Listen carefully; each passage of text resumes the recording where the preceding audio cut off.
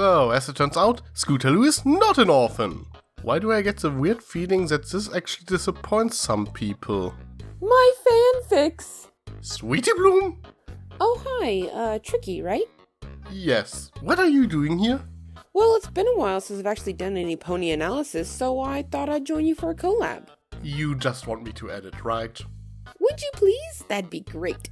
Well, this is the Last Crusade featuring Sweeite Bloom, I guess.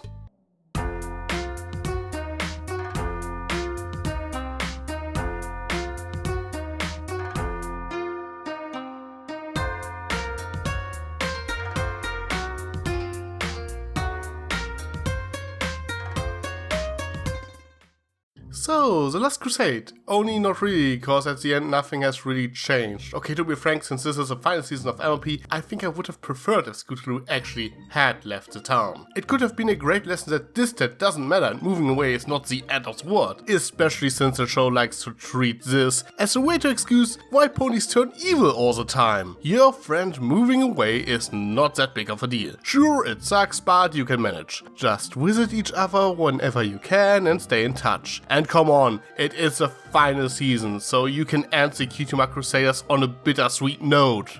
Well, I didn't expect them to end the Cutie Mark Crusaders altogether, since they seem to think this is a job they'll be able to do their whole lives. I'm not sure how well that would support them financially, but pony economics is confusing enough as it is. However, I do think they could have done more of a lasting change to the dynamic. And I'll admit that distance does not end bonds, but then we have the benefit of the internet. Maybe the big drama is the cost of postage stamps for pen pals. Either way, just think of how close we came to a dual supervillain team in Apple Bloom and Sweeite Belle. That certainly would have shaken things up. If they were to form a supervillain team, do you think they would go with the name Sweeite Bloom? Well, the status quo is preserved and Scootaloo doesn't move away at the end. Instead, she moves in with her aunts. Okay, let's talk about those for a minute. You might have noticed all the buzz surrounding them, but they are a confirmed same-sex couple. Not that this episode actually makes that explicit. The relationship status is never really addressed in this episode. It is the most likely assumption, but if it weren't for all the show staff telling us that they are a couple, you could assume that they are maybe sisters or something like that. Well, I think the sister angle is pretty well sidestepped due to the fact that at one point one of them refers to Scootaloo's father as my brother rather than our brother when speaking to her partner. That and they don't have the same accent, which I think was supposed to be Australian.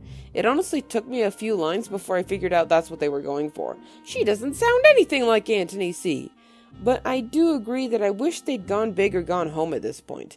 The most we get is that they live together and they have a couple seconds of hoof holding. Maybe it's the shipper and me talking, but I would have loved to hear pet names or see a peck on the forehead or something like that.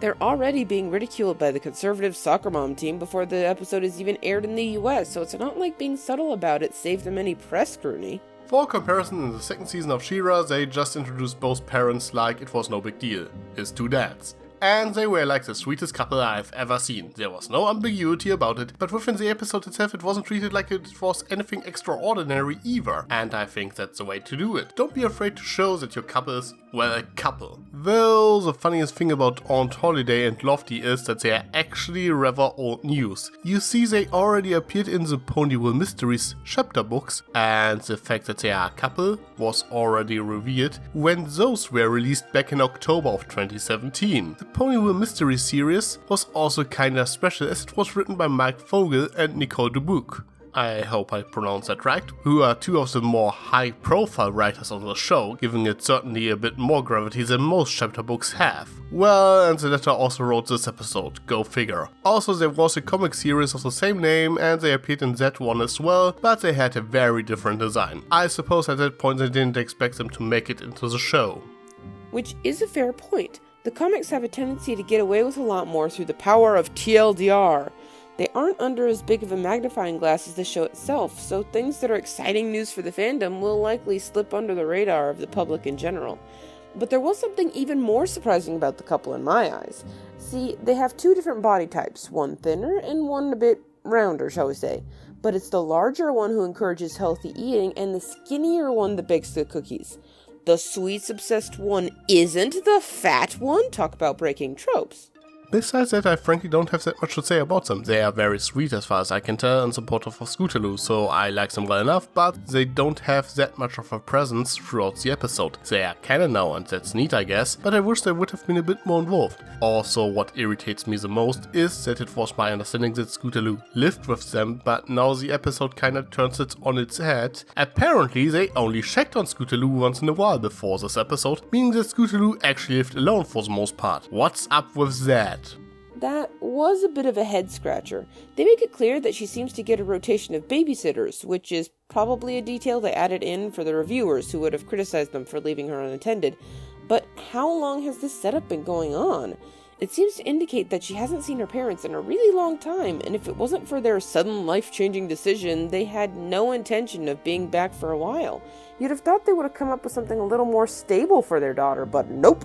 Yeah, Scootaloo's parents. It was certainly a surprise to see them at this point. Now, like Scootaloo's aunts, we already knew about them since October 2017, so I wasn't really surprised to learn that they are in fact not dead. And hey, they are pretty fun characters. Them being those experts that travel the world in search of unique creatures is pretty cool actually. But damn, I wish someone had called them out on their parroting at some point during this episode. Yeah, remember this line from Parental Guidance? You know, some ponies would dream of having parents like that. Yeah, right. Name one. Me. Growing up, I never thought I'd be the best at anything because no pony ever told me. You can't tell me that Scootaloo isn't feeling neglected, and I think it would have been nice if Rainbow Dash had called them out on their bullshit. Obviously they do care about Scootaloo. The whole point of this episode is that they want to spend more time with her and took measures to achieve that, so credits where credit is due. But I still think they could have at least elaborated on that a bit. The most we get out of Rainbow Dash is her standard, "Oh, come on!" And maybe she felt she couldn't interfere with family affairs, which is fair, but then her aunt should have stood up to her brother. After all, even if the visits aren't all the time, it still seems like she's been taking care of Scootaloo far more than her biological parents, and it would have been nice for them to have been called out on it a little more. I'll admit I'm one of those people who was disappointed that Scootaloo wasn't an orphan. I guess I get bored with the standard living, loving parents angle. Possibly because I want more variety in my family dynamics, or possibly because I've watched one too many Disney movies in my lifetime and expect at least one dead parent in my children's programming. But at least they're still less functional parents than Rainbow Dash is in keeping with the continuity, so I'll take what I can get. I suppose so. On another note, considering their occupation, I'm a bit disappointed that they didn't get to talk with Fluttershy like at all. She would probably be very interested to learn about the creatures they encountered.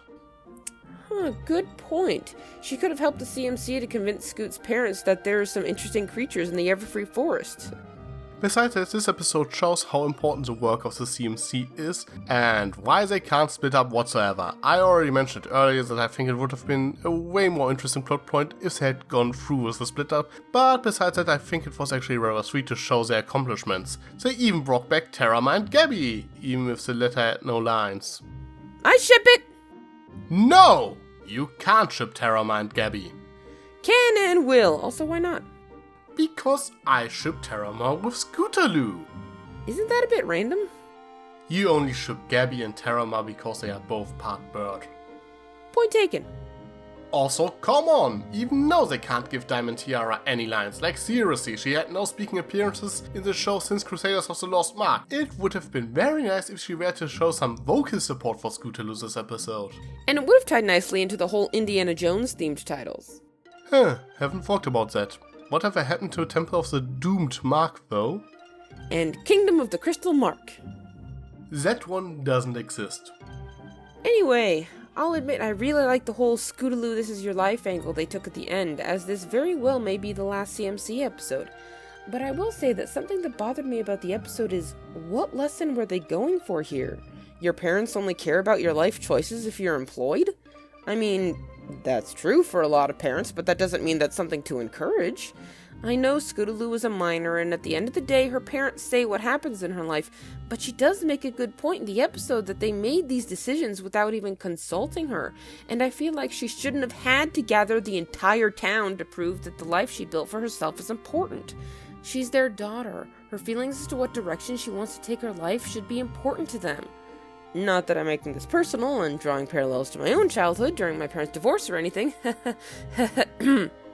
The episode had some good stuff going for it, but I agree there. I suppose there's a bit of a lesson for parents that you need to respect the wishes and careers of your children, but I think that's a bit of a stretch. Again, I think I would like this episode much more if it had ended on a bittersweet note. If Scootaloo had decided that she wants to be with her parents. The show always tries to teach how important friendship is and how it can overcome any obstacle, but at the same time it is often portrayed as something fragile.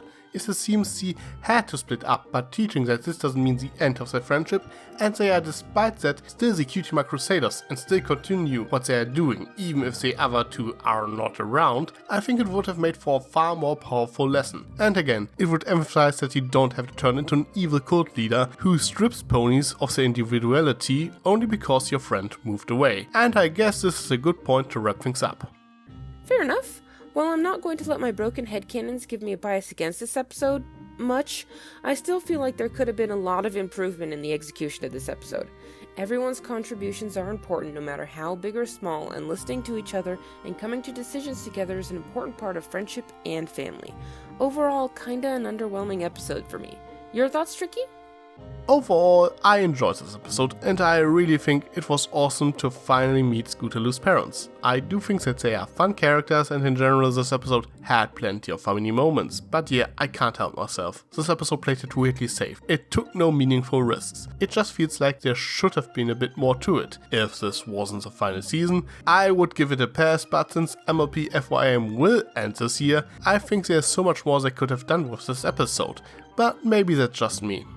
Okay, and now back to the important stuff. Murdering my friends. You're weird.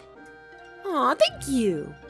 Sly as a fox, you got me under your spell. But you know I'll never tell that I know you know so well. Some